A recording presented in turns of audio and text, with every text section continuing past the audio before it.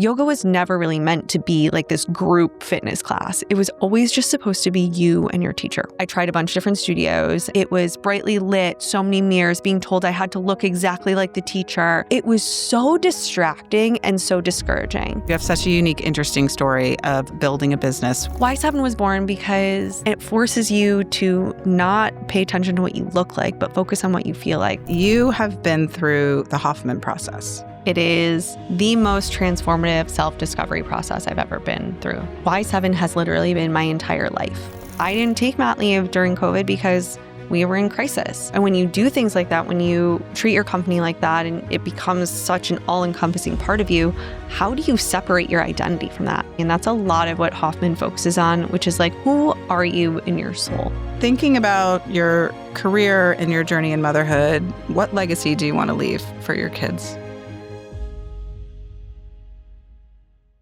Today's guest is someone who took everything the wellness industry said yoga should be and completely rewrote the rules. Sarah Levey is the founder of Y7 Studio, the boutique fitness concept that disrupted traditional yoga culture by saying, what if we made this hot, dark, loud, and unapologetically fun? What if we took yoga out of its precious box and made it accessible to people who never thought yoga was for them? What started as one studio in Williamsburg has grown into thriving multi-location business that's redefined what yoga practice can look like. We're going to talk about Sarah's journey as an entrepreneur, but more importantly, we're going to talk about Sarah's journey as a mother, because Sarah will tell you that the balance between entrepreneurship and motherhood just isn't real. This is about integration, adaptation, and trusting your instincts, even when everyone else was telling you you're doing it wrong. We're diving into what it takes to be a founder mother, how to disrupt an industry while staying true to your values, and what happens when you listen to your inner self instead of what is being told you should think about yourself. Let's welcome Sarah Levey.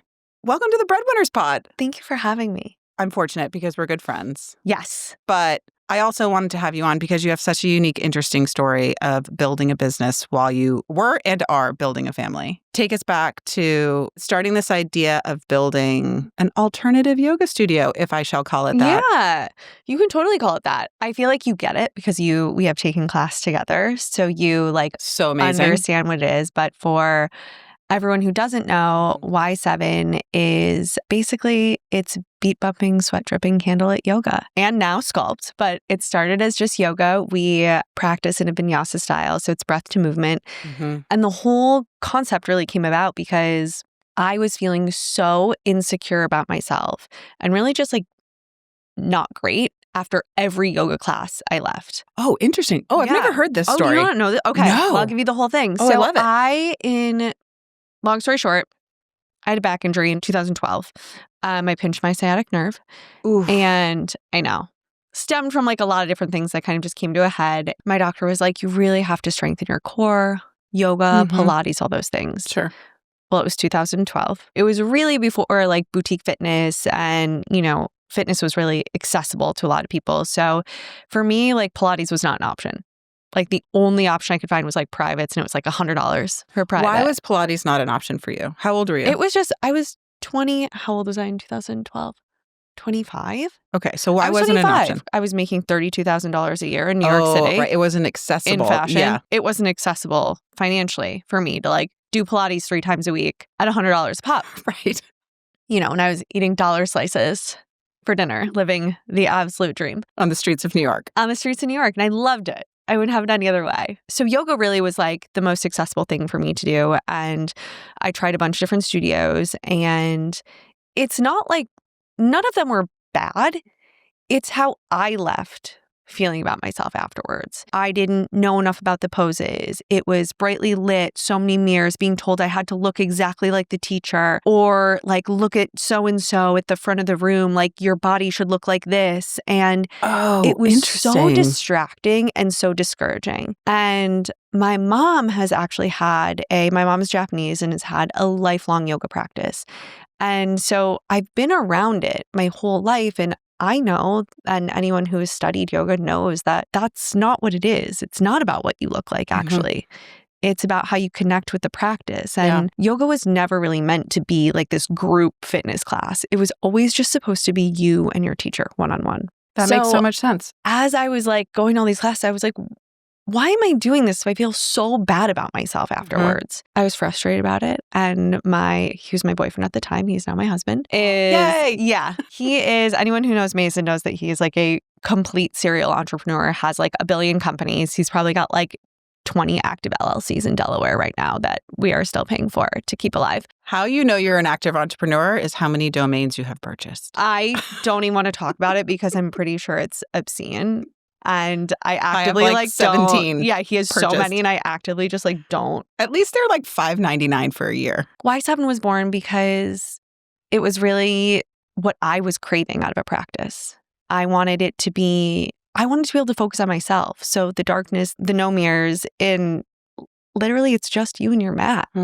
So when you're in that room, yes, you're in a group class, but no one can see you. And it forces you to not pay attention to what you look like, but focus on what you feel like, which I think is the more important part in a pose, right?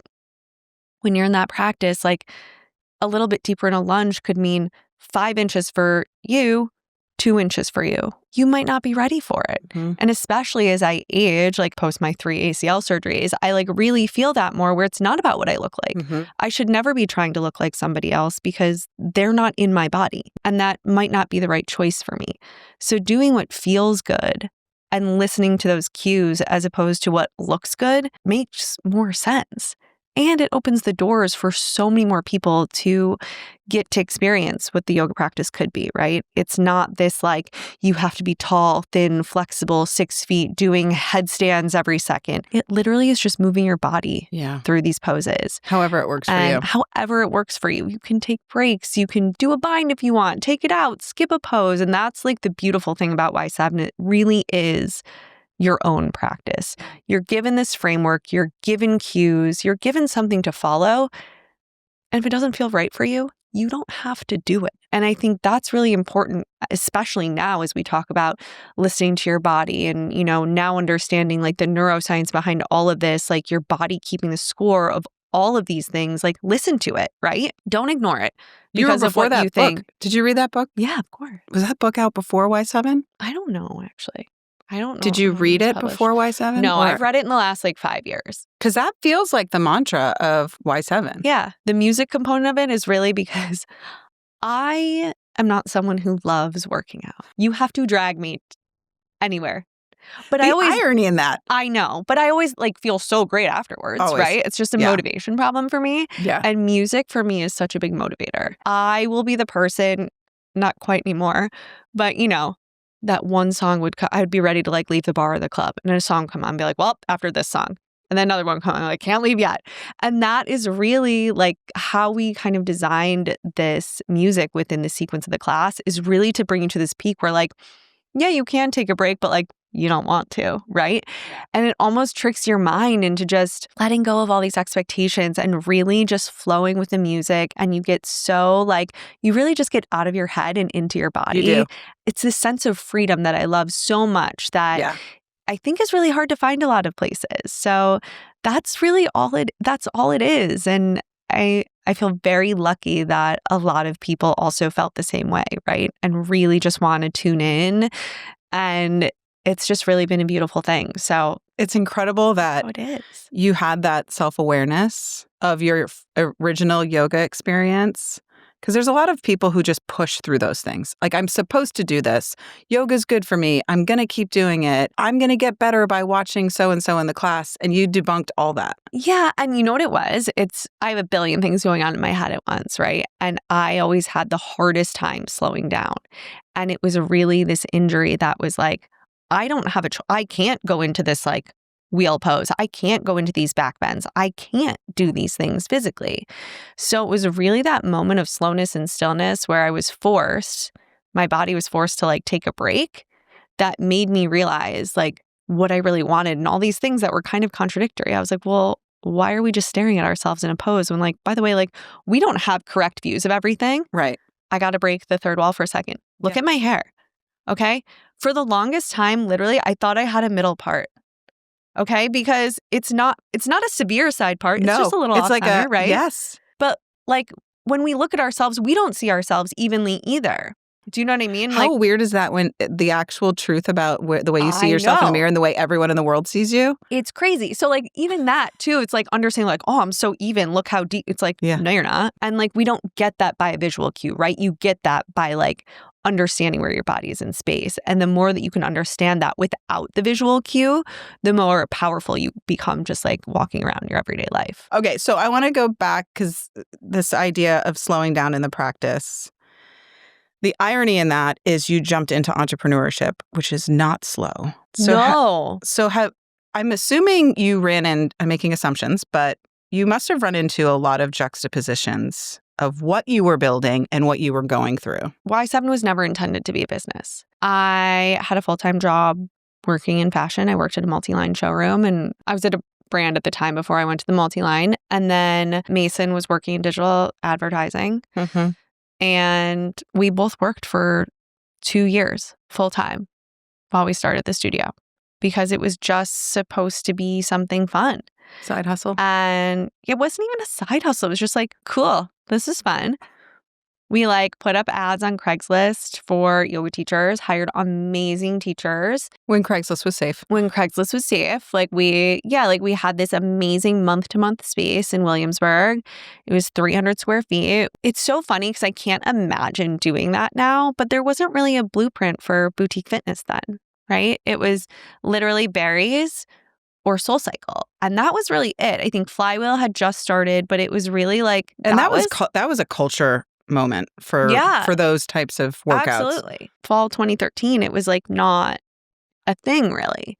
Mm-hmm. So we could kind of get away with like really bare bones of like no one expected like these beautiful locker rooms with like gorgeous like shower products from like amazing brands. Like it was very different. So it was kind of like a slow roll into It was a slow entrepreneurship. roll, really. Like we had 4 classes a day during the week. It was 7 a.m., 8:15 a.m. One of us would go and open the studio for the 7 a.m. The teacher would usually check in for the 8:15 and close the studio while we would go to work. And then I would leave work like right at 6 on the dot, hustle my ass over, back to the studio, open it for the 7 p.m., usually take the 7 p.m., check in the 8:15 p.m. Sometimes I'd go have a drink across the street, like a glass of wine while I waited for that class to be over, close the studio at like 9:15, 9:30 and go home. Okay, so you were working entrepreneur hours. You were just doing it with 2 different jobs. Yeah, I was still pulling double duty. Everyone's kind of like, how did you do that? And honestly, like I was very young. I was like 25, 26. If we could go back. Yeah, like I had boundless amounts of energy. Yeah. We just did it because it didn't feel that hard. We didn't raise money. We weren't like beholden to any like sales goals or like, investor stakes or anything like that. It was just pure fun. We started selling out this it was like a 10-person room. We started selling that out. We got a different space. We won back when it was Classtivity, before it was ClassPass. Yes. Oh, wait. That was early days. It was early. They had just started. Yeah. And Mary, Pale's co-founder at the time, was one of our very first clients. And she was like, do you guys want to go on this platform? Just bring people in. We were like, okay. Were you one of the beta customers? We were one of the very, very first in the summer of 2013. And so we grew up with them. There really wasn't a blueprint for how to do this. Yeah. And I had to, my parents ship me savings bonds when we had this opportunity to go pop up in Soho within another studio in a room they weren't using. And that kind of put us on the map for Manhattan. Because our first studio was in Williamsburg. And that was your friends and family round. That was my Your family mailed you savings bonds. Thanks everyone who gave me those in 86. Aren't those amazing where it's physical papers? Yeah, I had to go cash that. So, yeah. And I remember my mom had sent me some. I was like, I have to send these back. I was like, because I can only use them upon your death.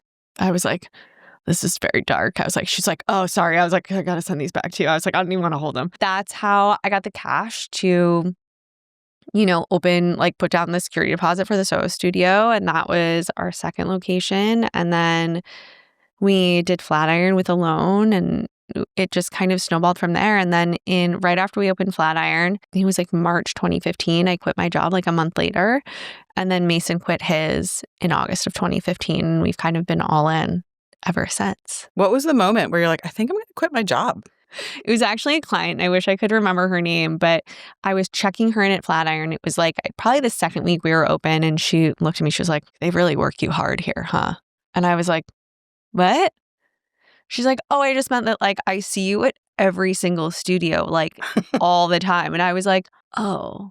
I was like, and like I'm awkward. It was a and I realization. didn't know how to be like, "Well, I'm the owner, so like it's fine." I was like, "Oh, yeah." And I was like, "Maybe I should like quit my job." It just got to a point where it was like we kind of knew, and like I was an account executive. So for me, it's like a very like transferable skill where like I could always go back if it didn't work out, maybe into fashion, maybe into something else. But I had a hireable skill set to go back into the job market if this didn't work out. And I was like, you know what? Like, let's see. Yeah.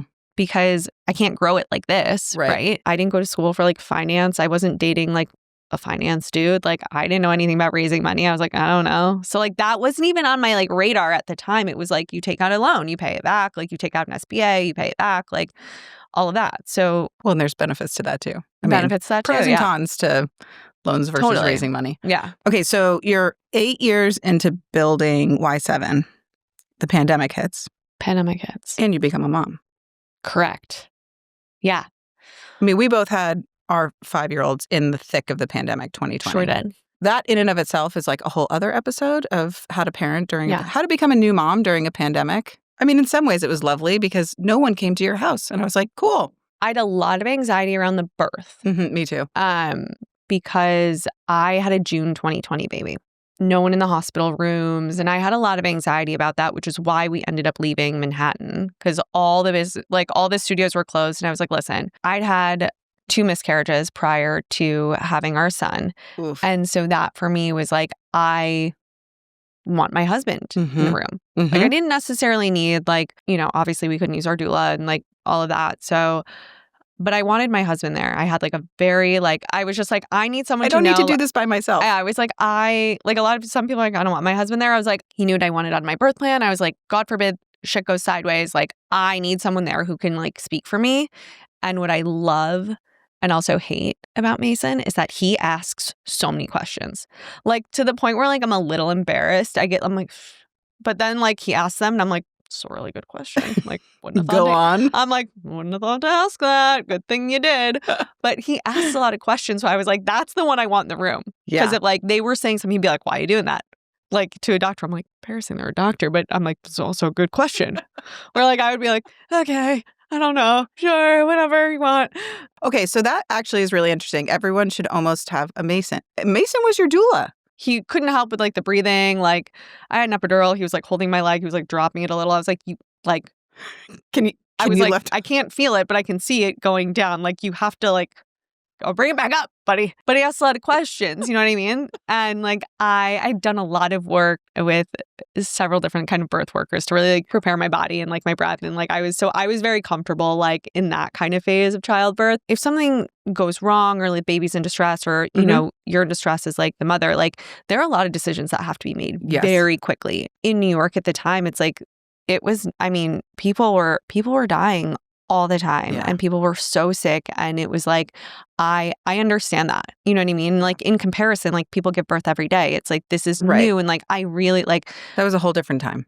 We ended up having our son in Michigan, which was like incredible. The opposite of Manhattan. And like I remember asking our OB in Michigan because my best friend was able to get me into her doctor, and I was like, amazing. So he took me late. He took me at like 32-ish weeks. So he took me late. Yeah. And maybe like 30 weeks. Yeah.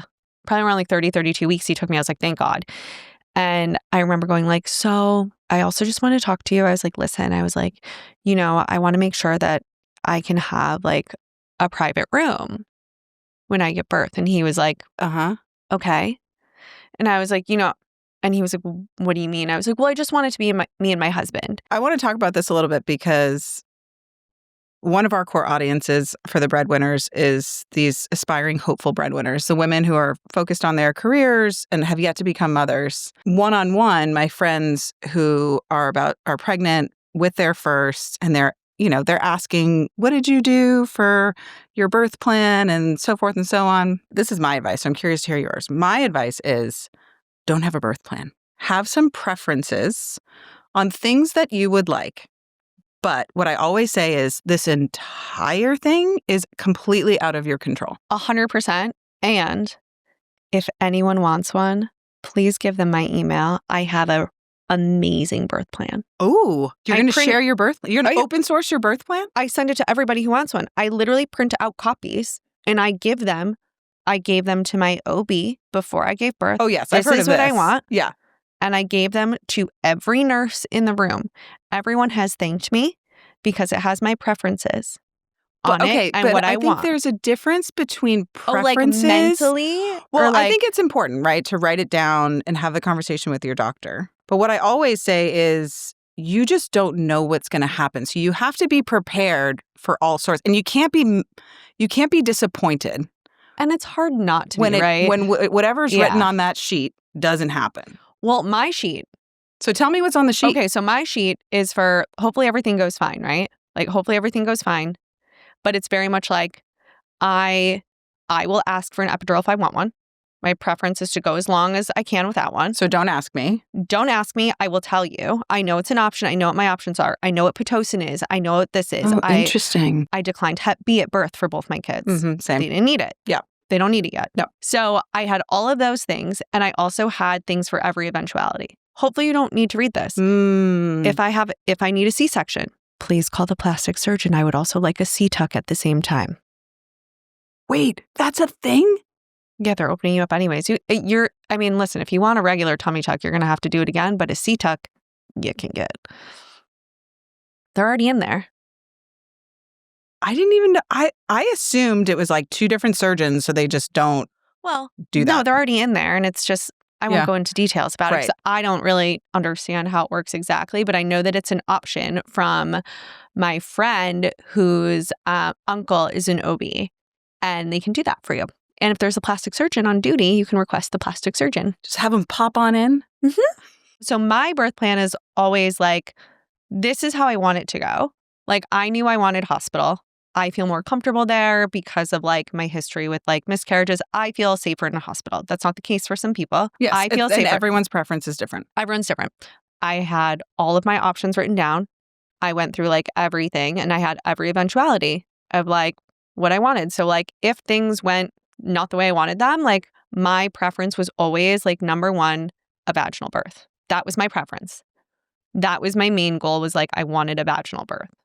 So, everything I thought about outside of that was to get me there in preparation for that. And if things went the other way, they go the other way. It's very different with your body delivering your first versus second and third. Third is like a free-for-all. But I pushed for a really long time because I was induced, and then I pushed for 3.5 hours, and then she started to go into distress.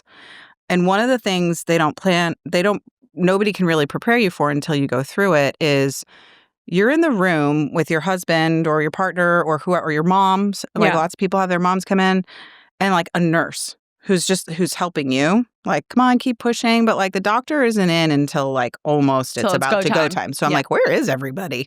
Like, I'm just hanging out with this nurse. And then all of a sudden, like a swarm of people come in, a table comes out. You're like, all of a sudden, Carolyn was in distress. And it went from 3 of us in the room to like 20 people in the room. And I started to freak out. But there's no time for them to coach you through this of like, hey, Alexis, there's about to be 20 new people in the room. Like, is happening. Right.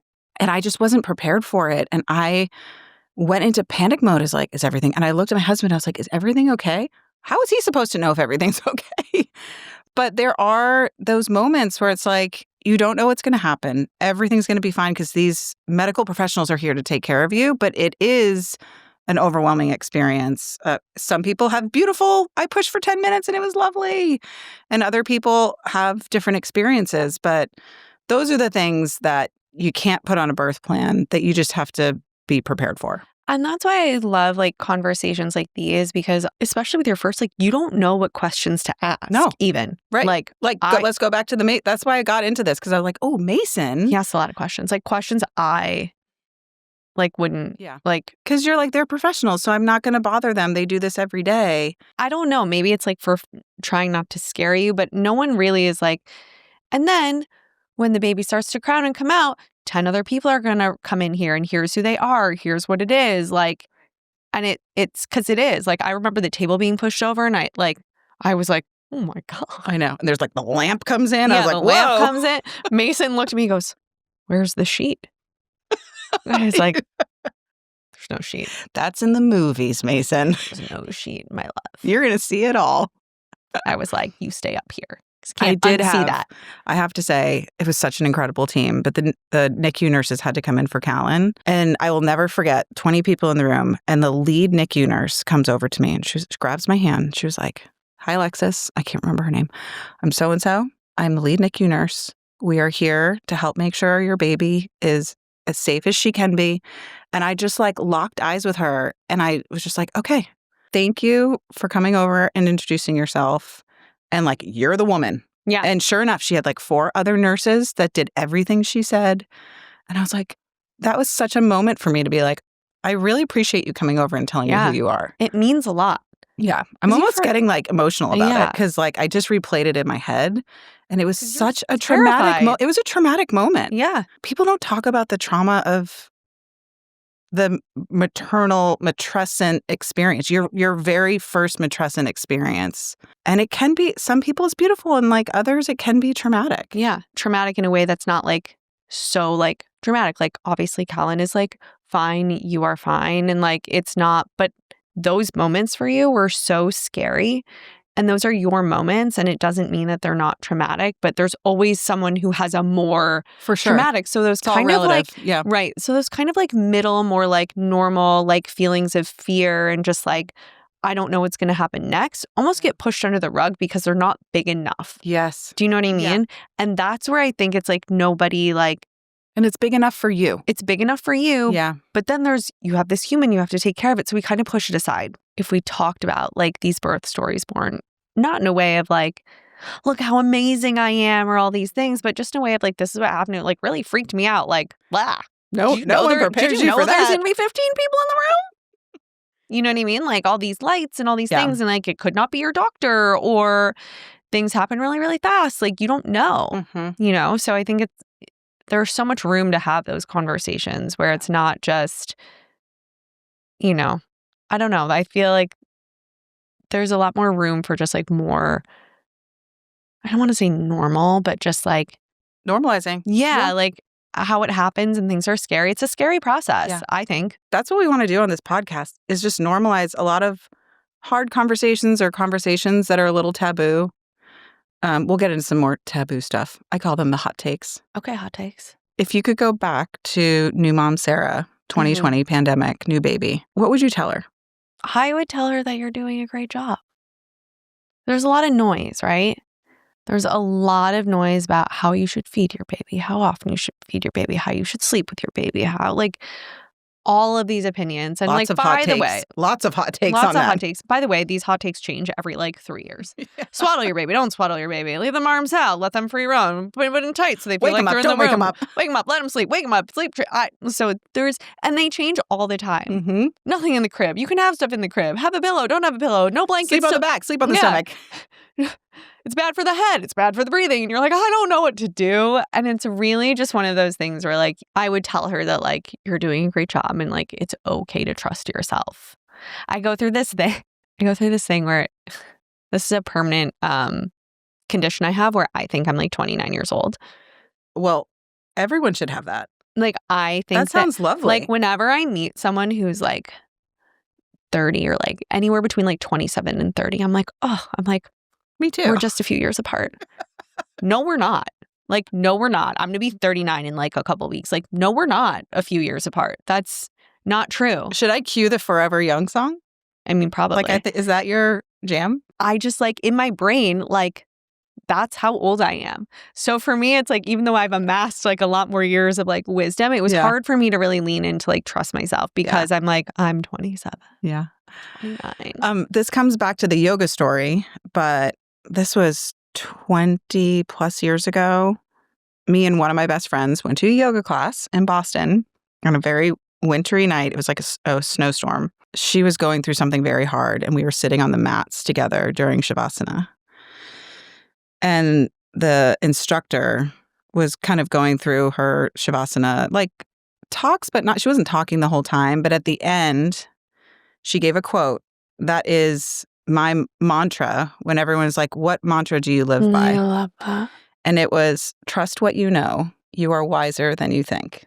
Is that amazing how that sticks with you? It's 20 years ago.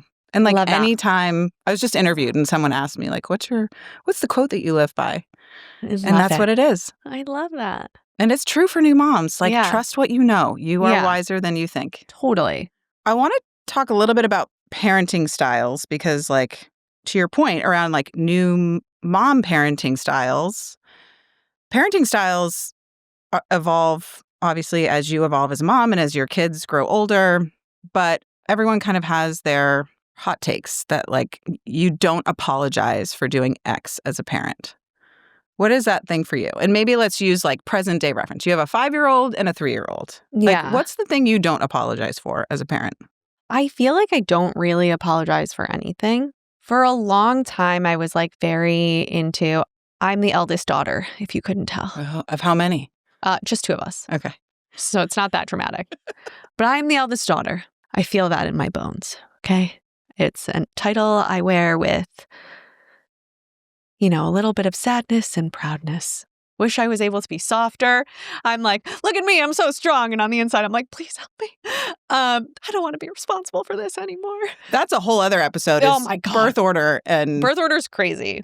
wild. But I think that for a very long time, I was like really wanting to be this like, I had this image of myself, in like kind of a white prairie dress, like flowing in the fields, like running with my children, like be wild, be free, and gentle. I am not a gentle parent at all. I will absolutely validate everything that you are feeling. Yeah. It is okay to be mad. It is okay to feel whatever you are feeling. You scream in your sister's face, you will f***ing find out what's about to happen to you. Absolutely Amen. not. Absolutely not. Yes. Because that's not how you get to walk about in life, No, right? Exactly. That is not the way the world works. Everybody is going to validate your feelings all the time. Yeah. And it's called a boundary. Like if my son is like upset because my daughter took something of his and he screams in her face, you will immediately be removed. I'm going to check on her first before I check on you because you scared the out of her and you made her feel like that. You did. Your actions caused that. And there's repercussions. And there's repercussions for that. Like, yes, I understood she took something from you, but like, you can just ask for it back instead of having this like, and you're allowed to have a reaction. Right. Like developmentally, your brain may not be there for sure. I understand that. You don't have a frontal lobe. Yeah. Heard. Right. Heard. Also, until you're 25. Isn't that wild? Nobody Their told me frontal that. lobe isn't fully developed until 25. I know. I wish someone had told me that when I was like 20. I would have been a lot gentler on my young self because I wasn't. But at the same time, it's like, I am not going to sit there and coddle you. I will remove you from the situation. We are going to go somewhere else. Like, I will pull you aside. Yeah. Like, not okay. Yeah. Okay to be upset. Yeah. Okay to be upset. We're going to redo that. Right. And there's a boundary. And if you like cannot be respectful and kind and calm, that's the standard. And I understand that's a hard standard to meet and probably somewhat of a little bit unrealistic one, right? But when we're out in the world, like that is the standard that's going to be expected of you. Not everybody's out here being like, no one has a frontal lobe. Right. Right. When you go to school, not every authority figure or, that's at school trying to keep you safe is going to be like, well, they don't have frontal lobes. Can't expect anything of them. Yeah. Like that's not, no. Yeah. So I've kind of like shifted my mindset where it's like, there is going to have to be appropriate discipline for actions, right? Like that is just how it is. And setting those expectations for your family. I have those conversations at home where it's like, this is what we do in our family, or this is not okay in our household. Totally. Because it's really important to set those expectations or to set those boundaries so it's not a free-for-all. And I'm not going to ask you 30 times Mm-hmm. for the same thing.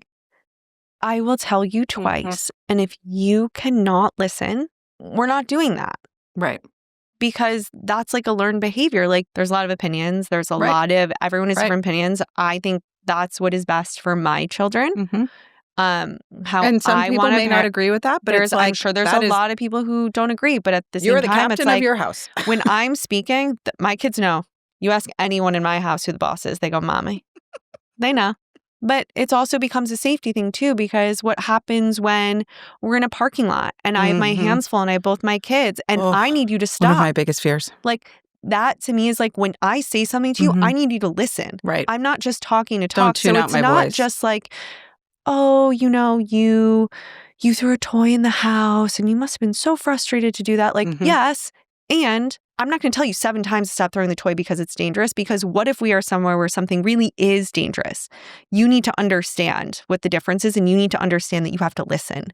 My husband and I guess we got in a little bit of a debate about it because unintentionally, what I say a lot to my kids is that's unsafe. Don't do that. That's unsafe. Yeah. Don't do that. That's unsafe. And he was like, Alexis, you have to stop saying that. You're saying that's unsafe all the time. And I'm like, I'm trying to create an understanding for them of what's safe and what's not safe. But it was a really helpful reminder for me where I'm like, okay, I get it. Like walking around with scissors, that's unsafe. But also I need to explain why. And I need to think about how often I'm saying that. Yeah. Because so they don't walk around in fear. So Mason is you, but more of in a be careful way, where I am like, I say these things like, and you're not listening anyway. Wait, so have you like, heard of FAFO? what? Around and find Oh, yeah. out? Around and find out. So your parenting style is around and find out. I'm a little bit more around. Obviously, I don't want you falling from a 20-foot tower, but like I'm a little more around and find out. I told you to take off your socks because it's slippery. You're going to slip and bang your head. That's a natural consequence. Yeah. I'm very big on natural consequences in a way that like isn't going to seriously harm anybody. Yeah. And it's also like, I have a friend who does this and it's like, what's your plan? What's your plan? Oh, you're I like up that. Balancing, you're doing something weird, you're hanging from a tower. What's your plan to get down from there? What's your plan? That is such a great way to position that. Because it really forces, and that's the goal, right? It's like, we don't want them to constantly be looking at someone else for like what's safe or what's not. It's like trusting. It goes back to this like trusting your instinct, right? Of like, what's your plan here? Start to think ahead a little bit I'm of like, start using that. Right? I need to do it more. That is so great. I forget who literally said well, this I think to me. it's for probably a certain age. Like my 5-year-old, what's your plan? Yes, what's your plan? My 2-year-old, probably not. Nope. He's like, my plan is My plan is literally what you see me doing right now. This is the plan. It's like, this is the plan, bitch. I'm up here. Come get me when I ask. Oh, totally. Yes, that is the plan. Yeah. I like that a lot because it's like, what's your plan? Or like, does that feel safe? I have to do that a lot with like my 5-year-old. Also a great way to reposition it. Does that feel safe? Like putting it, let them answer it. Let them figure it out. And then let them start to like look around and notice where they are. Because I find a lot of times it's like no frontal lobe. There's like, they're focused on the thing that's right in front of them. So it's hard for them, I think, to, even as I have like, observed my own kids, they're not really thinking about like a lot of other things, right? Yeah. So it's more like, what's your plan? Does it feel safe? Does it feel safe? Cool. So much wisdom that I'm taking home to my kids. Well, I'm actually taking home to myself. Because it is hard. Because it's more natural to be like, be careful. Put the scissors down. That's unsafe. It's so easy for me. Like, that's unsafe. Because in my mind, I'm like, holy shit. Those words to us, if we heard them, are like, oh, I'm going to immediately stop, right? Right.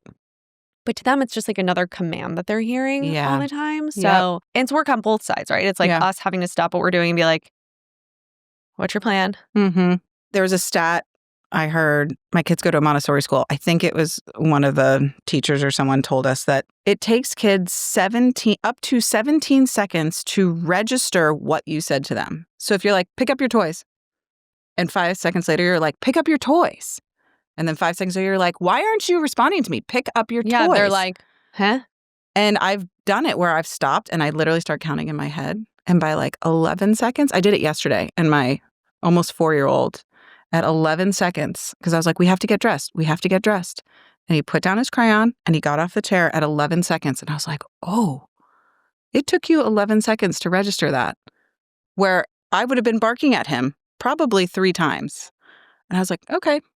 Again, like we have to meet them where they are, but we also have to have the context of where they are. I think that's the interesting part about like where we are in like parenting, just like our kind of generation is like there's so much information coming out and it's like there's so many different ways that you can parent. And I really do think it's like kid specific too, right? There are things that I do with my son. My son has anxiety and just like general kind of like he gets very worried. He likes to know what the plan is. He likes to know certain things.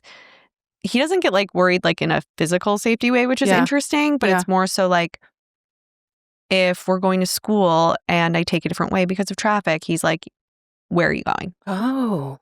He's incredibly observant and gets anxious in that manner. So he really likes to know what the plan is. How did you translate that to anxiety when you started first experiencing it? We got him tested. We did a whole psych eval because I was seeing a couple things that were just like concerning me in terms of just kind of emotional and processing. Not like concerning, but just like I was like, that's not something I see with anybody else. I noticed it was causing him to really not enjoy things he was doing in the moment.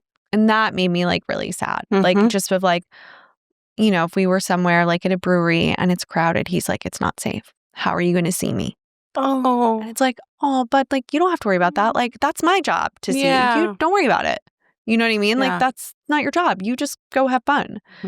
So yeah, we did a full like psych workup and got rule outs on a couple things and came back with other specified anxiety disorder, which is not anything super specific, but just kind of a general anxiety. Like it's not so much separation. Like I don't have, he goes to school just fine. He does like to know where I am. In general, like when we're somewhere, he like likes to know where I'm going to be. Like if we are somewhere new and I'm like leaving the room or like I'm going out of his eyesight, I will let him know like, hey, or if he's in like a backyard at a friend's house and I'm there, I'm like, I'm just going to step inside if you need me. Yeah. Like, you know who you can go to here. But it's a lot of just like conversation heads up of like, hey, like, you know, like if we were at your house, it's like, we are at Alexis's house. If you need something, you can ask Alexis. And it's very much like I am like facilitating the introduction to those relationships because he's not going to go up to someone and be like, hey, where's the bathroom? You know what I mean? Right. Like he will look around and panic for me. So I have to be very careful and also just like set him up for success too, which is like, I will never leave a physical place and not tell you. For some parents, it's easier if they have a babysitter, they sneak out because it's a whole thing. Yeah. A lot of people do that. Again, kid dependent. Yeah. I cannot do that with Lee. Yeah. Not because he's upset with me leaving, but because he wants to know when I'm coming back, like where I'm going. So it's more like, hey, Daddy and I are leaving. We're going to leave in 5 minutes. He like is totally fine with our baby, like our babysitters and things like that. But like, you know, Rissa, who babysits for us, Rissa has our phone numbers if you need anything. She's going to read you books and put you to bed. But it's very much like, here's what's going to happen in my absence. I will see you when you wake up. Yeah. So it's just a matter of like preparing him and really setting him up for success, right? One of the things that continues on in parenthood, no matter what age your kids are, is preparing your kids for whatever situation, but preparing yourself for that situation. So our daughter and one of our sons, they're in OT, occupational therapy, for different sorts of things. And it has been so eye-opening and helpful for us, similar to what you've gone through, because it's giving her the tools and the skills to be successful in life, but it's giving us the tools to be successful with her. Also, like, we don't know. Like, I don't know. It's super interesting. So I remember my husband asking me something. And I forget what it was, but I remember getting really pissed and being like, this is the first time I am doing this too. I don't have another secret child with somebody that I've raised. Like, I also do not know, and I'm doing my best. I don't know. It's such a good point. I've never had a 5-year-old before. Yeah. Like, we got to give ourselves I'm reading books. I'm like researching shit, but like, I don't know. I'm doing my best. Yep. I don't know. And I think we like forget that. And I think a lot of times, like as women and as mothers, we automatically take on that role of like, something feels weird. I'm going to look more into it. I'm going to go this deep rabbit hole and do these things. And, you know, some people have partners who do that. It's not natural for my husband to do that in a way of just like looking at a behavior and being like, And some dads do, and some people do, but like, or like if there's two moms, like one of the moms. That like I've always assumed we're like, yeah, me too. I will just handle things and not. My eldest daughter syndrome. I will handle things and not ask for help. Yeah. I will just sort of Yeah. handle them. Wish I could remember what it was, but I got so mad and I was like, I don't know because I have never done this either. Yeah. And he was like, Oh, right. like, Yeah. I don't know. It's So true. I think we're all just like figuring it out. And again, it's like, it really depends on your kid. Yeah. I think it depends on your kid. Like I've started to like, you know, also for our daughter, like she doesn't need the same kind of reassurance that our son does. But I start to do it to her anyways, just so she's kind of aware and we're like giving them, you know, setting them up in a way like that. It's a new tool in your toolbox where you're like, oh, okay, this is part of how I parent. And it's also like, you know, we're very good at like, this is the plan, but if it rains, we might have to do something else. And he's very like okay with that as long as he knows he's not like rigid in like, we have to do this because you said we were. It's more just like he likes to know there's like thought being put in things. And so it's interesting. My stepson's 18 and he's off to college, which is incredible to have a child out of the house, but and having a 2-year-old in the house. But he also did a psych eval and has ADHD, and a lot of times ADHD correlates with anxiety or vice versa. Anxiety correlates with ADHD. And we've spent, you know, the greater part of the last 12 or so years seeing how it manifests differently for him. Yeah. Mostly because he's been very open and vocal about the things that he's feeling. But then we, over time, going through it each time a little bit different, needed to figure out that manifestation of X equals he's feeling anxious. And then we had to give him those tools. And the older he got, the more we were able to have conversations with him. But it is interesting how anxiety manifests differently for people. And there's so much going on. Yeah. Like there's so much going on. Like there's so much stimulation like everywhere. Like our son does not like crowded places. He just doesn't. Like I got to be honest with you. Don't love him either. You know what I mean? Like I've never been like, which is weird because I love New York City so much, but I don't like being in like a confined like a room. I know. I'm kind of the same. Like going to big concerts. No, I honestly like unless it's someone I like love, like I will. Yeah. I'm not like I love concerts. You know, some people like love live music, like which is great. Like I've never been like. Have I been to music festivals? Yes. Oh man, music festivals are. Do I? But like, I'm always like, how quick can I get out of here? I know. Go sideways. I always think about how quick I can get out of a massive arena with tens of thousands of people. I'm like, always. Always. So like, I get it. You know what I mean? So it's like when you think about it in that context, it's like, of course, like. I can't remember the context in which you told me this, but you have been through the Hoffman Process. And for our community who doesn't know what the Hoffman Process is, can you take a little bit of time explaining what it is? And then would love to hear why you decided to go and what your experience was. Hoffman Process. It is hard to put into like a concise like sentence what it is because I think it ends up being so different for everybody. But basically, it is the most transformative like self-discovery process I've ever been through in my life. I've done a lot of different things. I've been in therapy in and out like my whole life. I've done different kinds of therapy. I completed my process in October of 2024. So just over a year ago. I signed up for it in June of 2024 and really it came about because we were going through this acquisition process with Y7. Y7 has literally been my entire life for the better part of a decade. At that point, it was 11 years. And it was this company being the founder, being the face of it, it literally is who I am. It is such a big part of who I am that getting acquired was the next step for us. Like we were at a crossroads of the business where we could either be like, all right, let's see how much longer we can do this. We might have to say like, thanks for a great like 10 years. We're out. You know what I mean? Like we're shutting everything down. Or it was like, we can try to land this somewhere where they will grow it and, you know, we can leave a mark. Yeah. And that was really difficult for me. Who am I without this like thing that I built? Yeah. That has been my entire life that I poured my whole soul into. I didn't take maternity leave with either of my kids. It was your first baby. I went back to work the day after both of my miscarriages, both of my DNCs. Wait, what? I was never able to.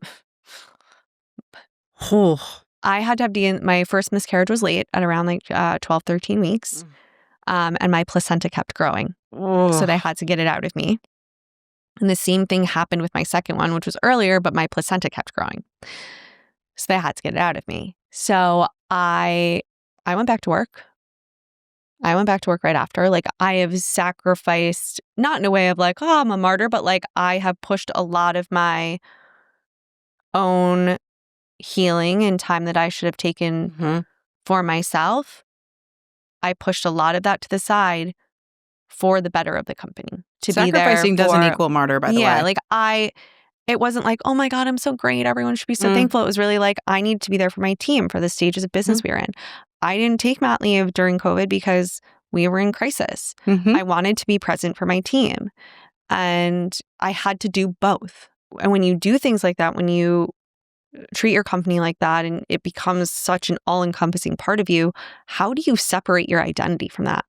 And that was a big thing for me. And that's a lot of what Hoffman focuses on, which is like, who are you in your soul? Before all of like, you know, the generational patterns that have been handed down to you through parenting, through your parents' parents who parented them, who are parenting you, who, you know, are just doing what they learned. Yeah. Who are you without that? Who are you without all of the noise of the relationships around you, without the shame that has been brought on you for maybe how you acted when you were like 10? You know what I mean? How have all of those things, like if you strip all of that away, who are you? And it's like, you're like, holy shit. And like, it is just so profound and raw. And like, I feel like I have to preface this, like, there is no, like, there's no psychedelics. There's no, like, it is just you. It is just you. And how long is the process? It's a week. Oh. You hand in your phone. Like, I was no contact without my kid. I didn't speak to my kids. And you go somewhere. You go somewhere. Yeah. They have them all over the world, but North America, they have Canada, Connecticut, and California, Northern California. So I went to Petaluma. But it's really just this like incredible space where like you are around other people who don't know you and they know you as like who you are in your soul. You only like tell people your first name. You don't talk about your work, what you do, like where you grew up. So you converse with people. You spend a week with folks, but you're also working on yourself. Also, it's a lot of like internal like self-work. Like you're with a group and it's hard to explain because everyone's like, with a group, like I don't want to do that with a group, but like you're not like, it's also interesting because everyone is in the same position. Yeah. What came out of it that you didn't expect? Like the day that you left? Because obviously people are signing up for this being like, I'm ready to go work on myself. Yeah. Or like something has to shift, right? Like something has to shift. Like I was so used to having like ultimate control at Y7. Like I would make decisions with, you know, the people I need to make decisions with. Like for me, like it was always a decision with like finance and HR with a lot of like decisions, you know, and like my teaching, I'm very collaborative in the way that I make decisions, but at the end of the day, you're making I'm the decision. Star. Yeah. Right. And I'm not anymore. And I know myself enough to know that like I take on such an emotional responsibility for the people around me that like I was not going to be well. And it's still hard. It's still hard. Like there are still things that like I have a really, really challenging time with because at the end of the day, it's not my choice what we do, what direction, you know, the company wants to take the brand. Are we franchising? Are we owning? Like, are we opening more? Like, where are we opening them? Like, it's not really my choice anymore. I am now more like the steward of, you know, keeping our culture intact, making sure that like our experience is really great and things like that. But at the end of the day, the bigger business decisions are not mine anymore. Yeah. And it's hard. It's hard to be in that place. I haven't worked for anybody else in 12 years.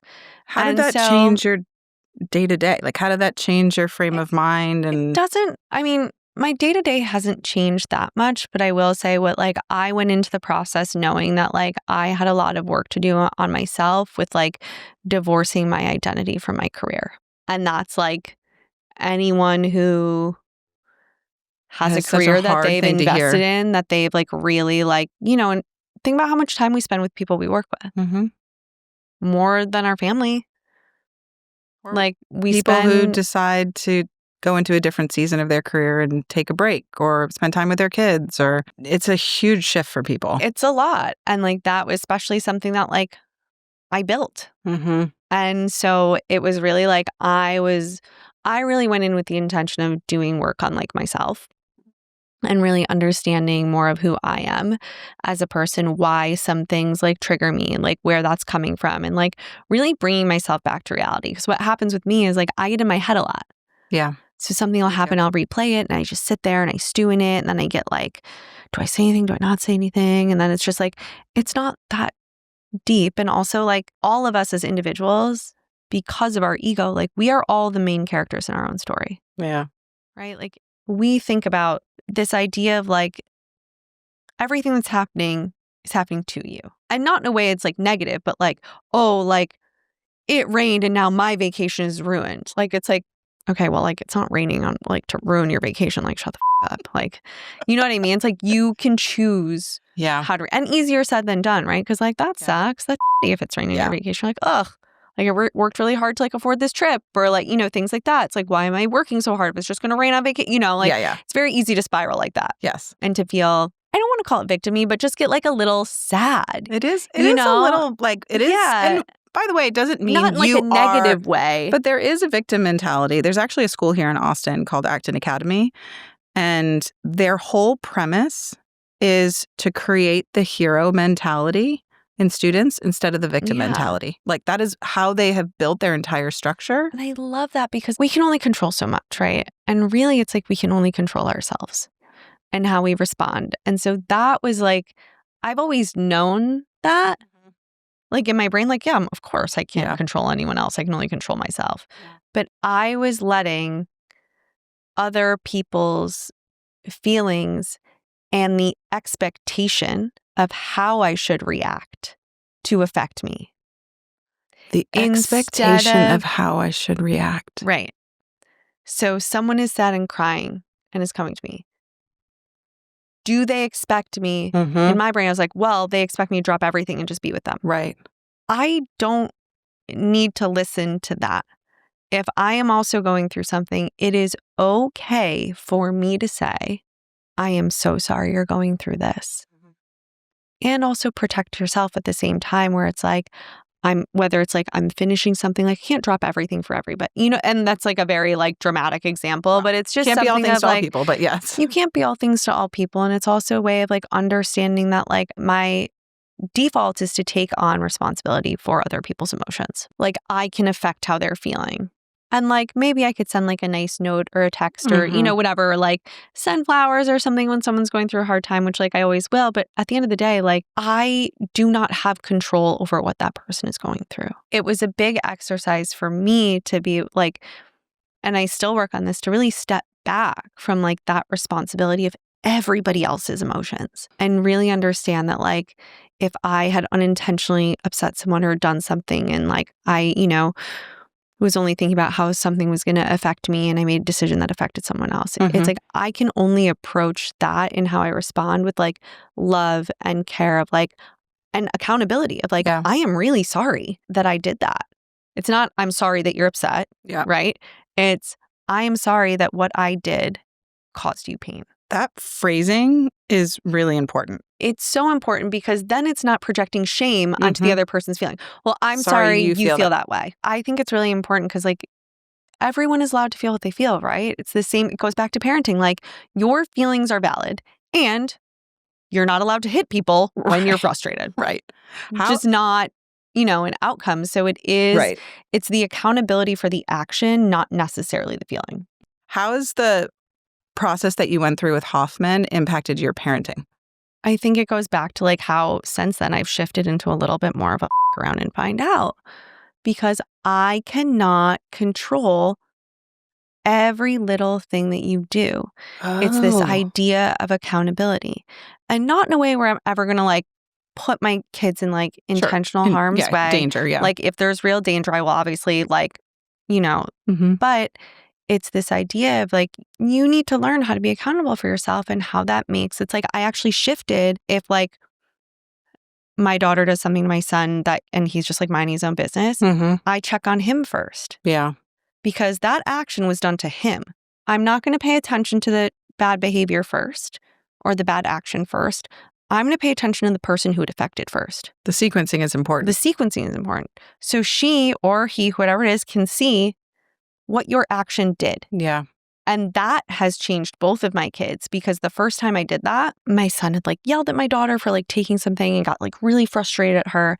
And instead of going to him and be like, no, like lower your voice, try that a different way and addressing him first, I looked at her and said, are you okay? It's really hard to be yelled at. And this was not my intention, but I could see he immediately burst into tears, was so full of like this internal shame that like after I made sure she was okay, I was like sitting with him and I was like, I know you're frustrated. And I was like, I understand that. Yelling is scary. Yeah. It's scary. And our son is very verbal. So I feel very fortunate that he's able to like communicate to me. But he was like, I was like, Ari, like we kind of went through a bunch of emotions of like why he was crying now. Right. And he was like, I feel bad. And I was like, that's called shame. Mm-hmm. I was like, I understand that feeling.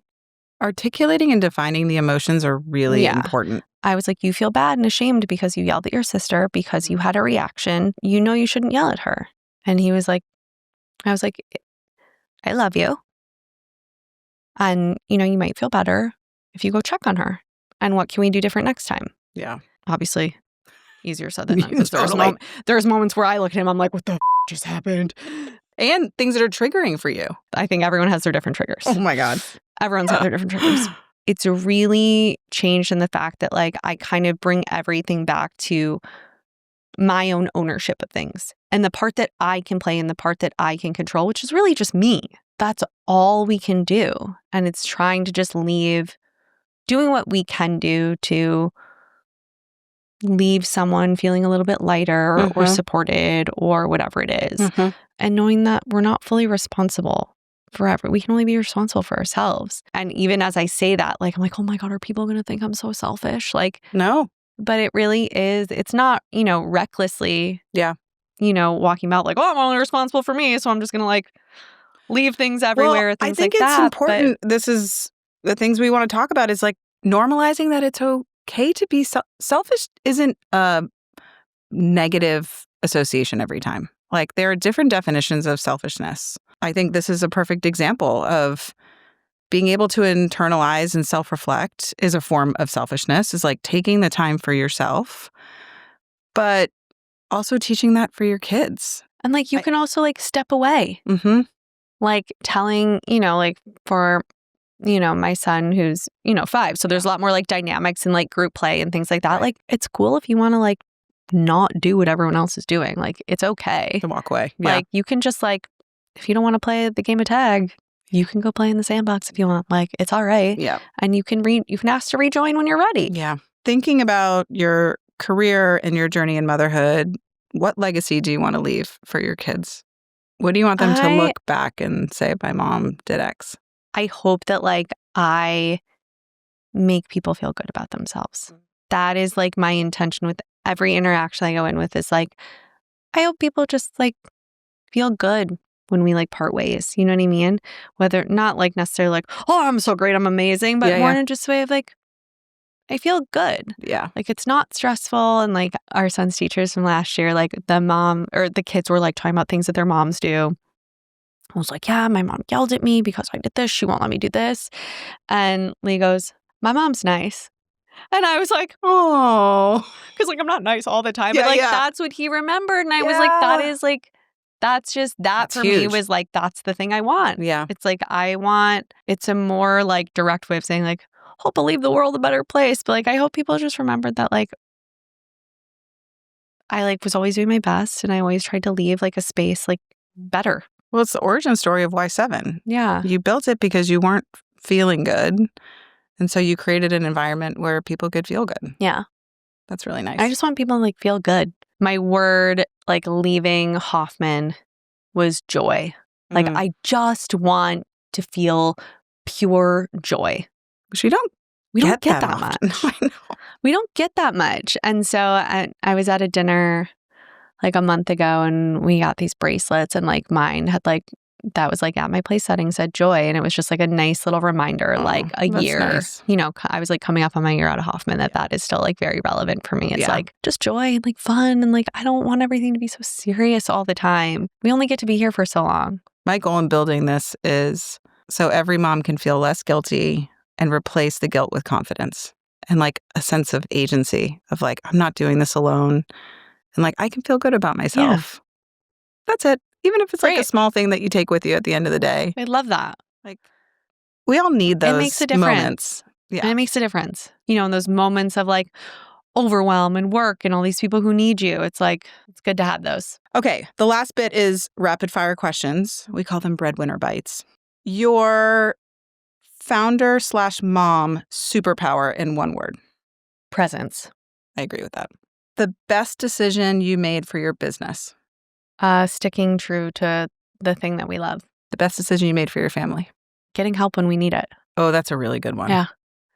I think a lot of people don't want to like ask for help or like, we don't have family who lives here. So like the best thing we do, like I work a lot, my husband works a lot. The best thing we do for our kids is not to try and do it all, but like get the help when we need it. Amen to that. What would corporate Sarah, like your previous corporate job, be most surprised about with founder Sarah? I think she would be most surprised by her leadership. Oh, I for sure agree with that. When was the last time you took your own advice about wellness? Too long ago. Maybe there's your reminder. Yeah. I actually really do need to go to the chiropractor, so. I'm heading there So next. You are? I was like, things are feeling tight. I might do that myself, girl. I don't know what I would do without my chiropractor, I know. man. I ask this question to every guest, and the responses are hysterical. Okay. What is the last text you sent to your husband? LOL, sorry, she wanted to call you. Oh. My daughter wanted to call. My husband's out of town right now. She wanted to call him. Oh, that's really morning. cute. That's a and good he was one. in a meeting. I was like, you didn't have to pick up. He was like, I'm in a meeting. And I was like, oh, sorry. I love that one. Yeah. That's a really, really good one. Sarah, thanks for being here. Thank you for having me. This was so lovely. the best. And we're I going love to do being part with 2 you. at some point. I'm here. You know where to find me. Amazing. Where can folks find Y7 Studio? Maybe not across the country, but where are the studios? We have studios in New York City, in Manhattan, and Brooklyn. We have one here in Austin on South Lamar, and we have one in LA in Silver Lake. Nice. Yeah. Amazing. Silver Lake's so great. The best. All right. Thanks for being here. Thank you for having me.